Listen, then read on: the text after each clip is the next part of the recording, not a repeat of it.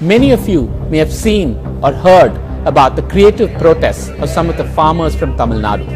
They shaved half their heads, half their moustaches, and rolled naked on the roads in Delhi to demand the Prime Minister's attention. They were asking for a waiver of their agriculture loans because Tamil Nadu experienced one of its worst droughts in over 100 years.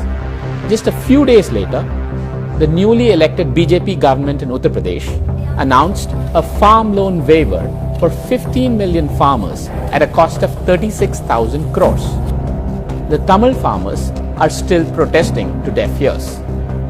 Now, if the Tamil farmers realized that they are the ones that are actually helping pay for the UP farm loan waiver, wouldn't that be salt on their wounds? In a sense, it's true. The UP government can pay for its farm loan waivers only if it can borrow 36,000 crores. The state of UP's finances are so bad that it will need someone to act as a guarantor for it to borrow money. The center has to provide that guarantee. But for the center to be able to provide that guarantee, its own balance sheet must be strong. Where does the center derive its balance sheet strength from? The center gets its balance sheet strength from the collective might of the 36 states and union territories of India.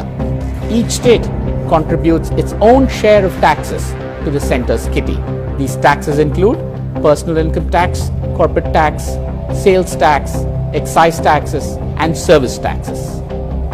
Isn't it then important to know how much does each state contribute as its share to the center's kitty of tax revenues?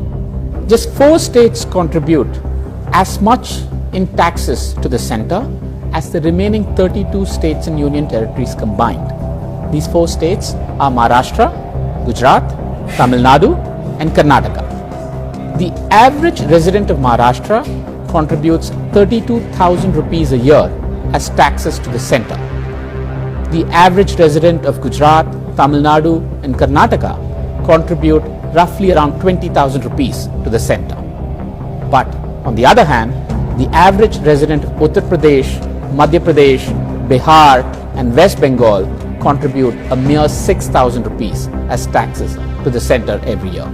Once these taxes are sent to the center keeps 58% for itself and divides the remaining 42% across all the states. So how much does each state get back from the center as its share of tax revenues? For every 100 rupees in taxes that the average Maharashtrian sends to the center, only 15 rupees comes back to the state of Maharashtra, and the 85 rupees is kept to fund the center and other states. So in the Tamil Nadu example, for every 100 rupees that the average Tamilian sends to the center, 34 rupees comes back to the state of Tamil Nadu, whereas 66 rupees is used to fund programs in other states such as the UP farm loan waiver. So for every 100 rupees that the average resident of UP sends to the center, he gets back 200 rupees for his state, and the average Bihari gets 400 rupees back. So clearly, the Maharashtrian, Gujarati, Tamilian, and the Kannadiga are bearing almost all of the costs of nation building. In this context, how would a Tamilian farmer who's pleading for his farm loan waiver feel when he realizes that his state is helping pay for UP's farm loan waiver? This is the big question confronting India's political economy today.